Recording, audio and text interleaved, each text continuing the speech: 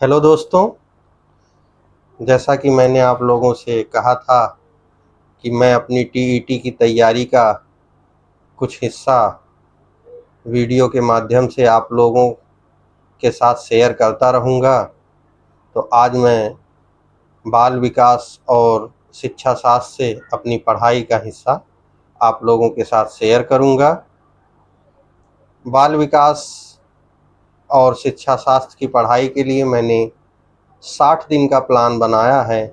तो आज पहले दिन मैंने क्या पढ़ा है ये आप लोगों के साथ शेयर कर रहा हूँ। आज मैंने पढ़ा है वृद्धि और विकास में अंतर। सुनने में दोनों शब्द एक लगते हैं, पर दोनों में मूलभूत अंतर है। वृद्धि, जिसे अंग्रेजी में ग्रोथ कहते हैं, इसे ऐसे समझिए जैसे कोई बच्चा है तो उसकी लंबाई बढ़ती है, वजन बढ़ता है, लेकिन एक समय ऐसा आता है कि लंबाई बढ़ना, वजन बढ़ना रुक जाता है, यानी ये मात्रात्मक होती है और एक समय बाद रुक जाती है। ये वृद्धि है। दूसरा शब्द हमारा विकास, जिसे अंग्रेजी में ग्रोथ कहते हैं।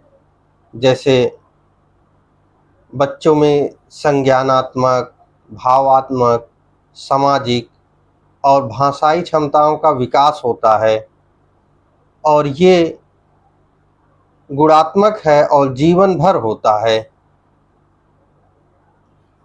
आप इसे ऐसे समझिए जैसे कोई बच्चा 10 साल में 25 किलो से 30 किलो हो जाता है तो ये उसकी वृद्धि है, और सही गलत समझने लगे ये उसका विकास है।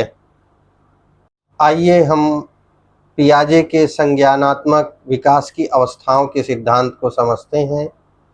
पियाजे ने बच्चों के संज्ञानात्मक विकास को 4 अवस्थाओं में बांटा है। पहली अवस्था है संवेदी गति अवस्था, जिसमें बच्चा इंद्रियों से और गतिविधियों से सीखता है। जैसे वो अपने इंद्रियों का प्रयोग ज़्यादा करता है और वो गतिविधियों को देख के सीखता है, हंसना, रोना। ये पहली अवस्था 0 से 2 साल तक रहती है। दूसरी अवस्था है पूर्व संक्रियात्मक अवस्था। इसमें बच्चा कल्पना करना, भाषाओं को समझने लगना, जैसे बोलने का प्रयास करना, अपनी स्वकेंद्रित सोच, जैसे अपने बारे में सोचना। आपने देखा होगा कि बच्चा, अगर आप उसको कोई टॉफ़ी ला के देते हो फिर मांगते हो तो वो नहीं देता है, तो ये स्वकेंद्रित सोच हुई। और ये 2 से 7 वर्ष तक होती है। तीसरी अवस्था है हमारी ठोस संक्रियात्मक अवस्था, जो कि 7 से 11 वर्ष तक चलती है। इसमें बच्चा तर्क करना, भाषा को समझना, कारण परिणाम पूछना, ये सीख जाता है। अंतिम अवस्था होती है औपचारिक संक्रियात्मक अवस्था, जो 11 साल से प्रारंभ होती है। इसमें बच्चा अमूर्त चिंतन, परिकल्पना करना सीखता है और ये 11 साल बाद निरंतर चलती रहती है। अब आइए थोड़ा चर्चा कर लें कि जैसे अगर प्रश्न बनेगा तो क्या बनेगा। इसमें एक प्रश्न बन सकता है कि वृद्धि और विकास में क्या अंतर है। तो इसका जवाब है वृद्धि मात्रात्मक है और विकास गुणात्मक है। संवेदी गति अवस्था किस आयु वर्ग में होती है? तो हमने पढ़ा है कि संवेदी गति अवस्था 0 से 2 वर्ष की आयु में होती है।